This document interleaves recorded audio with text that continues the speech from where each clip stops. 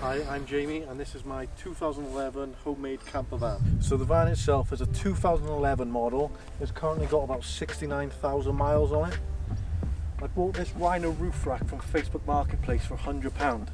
But when I went to view it, the guy actually seen me off because up here it's actually welded together. This is meant to be another two-piece like that. All you can see is one piece there. So he's welded it together and it's not meant for the van, so it doesn't actually fit together properly.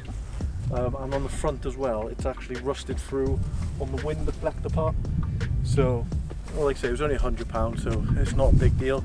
I've also put on all-terrain tyres, and I've gone for the thicker width of the tyre as well, like the profile. I think it gives you a much beefier look than just the standard wheels. The next thing I've done is I got a window installed professionally. That cost me about £200, I think it was, which is not bad.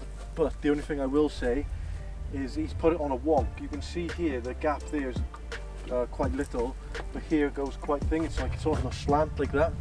So I did take it back to him and say that, but he's like, oh, it's going to be a mission to take it off, blah blah blah. So it is what it is.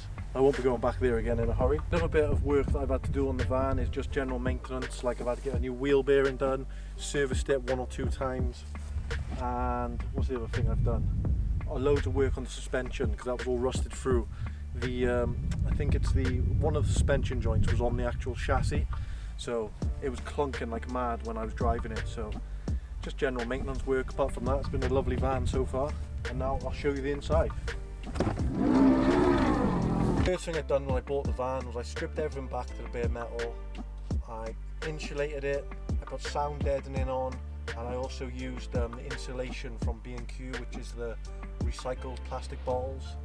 Then I put a vapor barrier up, and then I carpeted the whole lot. Some bits are hit and miss, but in general it all looks pretty tidy, to be fair. All of the electrics run back to this point here, and the batteries and all are in this box up the top here. So this is the battery box. It's just a plywood box I made.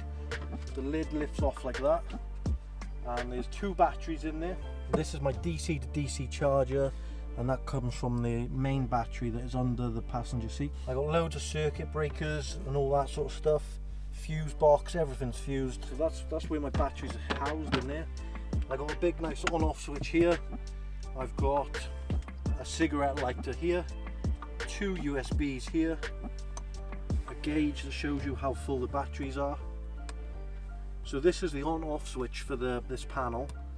This one does the front lights, and this one does the back lights. Also got 2 more accessories on here. One is for USBs at the back, and one for USBs at the wall at the back up there. So here's the USBs here, and that's just another on-off switch for this USB panel. And then the second one is behind here, and it's just on the wall there. And then the rest of these 3 are just spares for when I want to hook in other stuff, which is easy enough to do. For my water, I've just got one of these. I think it's a 10 litre, and if I need to pour it on anything, I can just put it on there like that, put a bowl there, catch it, and there's your water source. I didn't want to put anything in there that's permanent because you might want to move stuff around and stuff like that. This is my cool box instead of a fridge. I think it's a 24 litre. Not got much in there at the minute apart from water and some sun cream. But yeah, that just stays there. I normally just bungee it to the back of the seats. For the roof then, I gone for cladding. I think I got this from Wix, which was a bit of a pain to do, to be honest. Cutting towards the ends was quite a nightmare. This side particularly, because you had to get it in nice and tight. To block off the cab area, I put in some curtains that I got from eBay, and they just slide across like that, and they're quite tidy. And the same this side, that just slides across and it gives you good privacy. I've also got 2 extra lights just for reading lights. So these are like utility lights for when you want to see everything nice and bright, but when you're just quieting down in the evening, I've got these little ones up here that are on their own little switch, so one there and one up here as well, which are quite nice. So I built this cabinet just out of scrap wood that I got, just some plywood and whatever cladding was left from the roof. Got a nice little bottle opener on there and a van life plaque that my mum got me. So the rest of this cabinet then, these sliding doors, these bits of wood here are actually from the cutout of the door. So that's literally just from the wood from there. So I've just repurposed that because I wanted to make this build as cheap as possible. So they just slide open like that. Full of crap at the minute, but yeah, they just slide open like that. Drilled a hole there so you can get your fingers in to open and close them. But it's just nice and simple. That's why I wanted to keep this build nice and simple and cheap. On the back of the cabinet then you've got 2 storage nets just for storing whatever you want on there.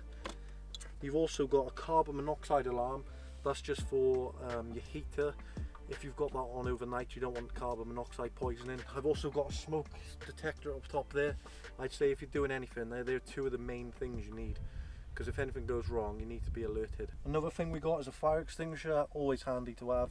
Like I say, if things go wrong, you need to have a fire extinguisher. Next thing across then, that is the diesel heater fuel tank. I've not wired it into the actual fuel tank for the van, because if you're running the fuel overnight, you might run out of fuel there and then you're stranded then. So just put that one on there. So this is the on-off switch for the diesel heater.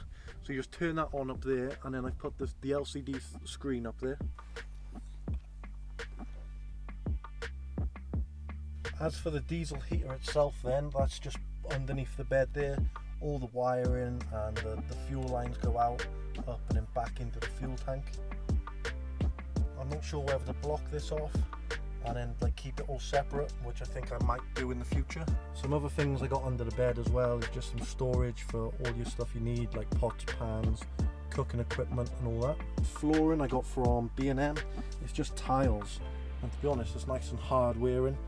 Yeah, it's got a couple of scratches, but that's like from a year of use, and it doesn't actually look too bad. These are just like the stick-on ones, so you literally, if you see here like the crack, you can, if something happens to this panel, you can take that one off and just put a new one in. And last but not least is the bench slash bed, because it's a bench at the minute, but say you want to make it into a double bed the width of this, all you got to do is lift that up, pull this out, and then put this down here, which slots in perfectly. And then same for this end, just pull this out, and that is your double bed. And like I say, that just slots into there, and then that's your double bed. And you've still got a little bit of room here, so if it's raining outside, you can still stand in the van, so you don't have to get out to make the bed. And then I've done it in 2 halves like this, because the toilet is actually under here. Say if someone is in the bed and you need to go to the toilet at night, you can still leave this bit up, chuck this cushion, because these cushions are in halves as well to match this. You can just put that in, pull the toilet out, use the toilet, and then once you're finished packing away, pull this back out, put the cushion back down, and you're back sleeping. So it was really nice design, to be honest with you. On the wall here we've just got a scratch map that my mum bought me for Christmas, and you just scratch off where you've been in the world. Another thing we got here is a clock, temperature and humidity reading, and then just another standard thermometer there. A couple of utility hooks to hang stuff up on. In these crates, what we've got in this one is just like a little miniature TV, just some spare wires in case things go down on the road, essential toilet roll, and yeah, just general stuff like battery terminals in case things go wrong. You can't be without that on the road. Bigger one then, we've got just all your strainers, pots and pans. You've got a bucket in case you need anything. You need a bucket full of water, so that's nice and handy because it pops up and down. Bowls, cutlery, gas for the cooker. Cooker I normally got in there, but it's at the house at the minute. Food. So yeah, that just slides nicely under there. And another good thing is it slides all the way down there as well. So that's my van build. If anyone's got any questions, let me know in the comments and I'll be sure to get back to you. But as for now though, I think it's time for a little daytime nap. See ya.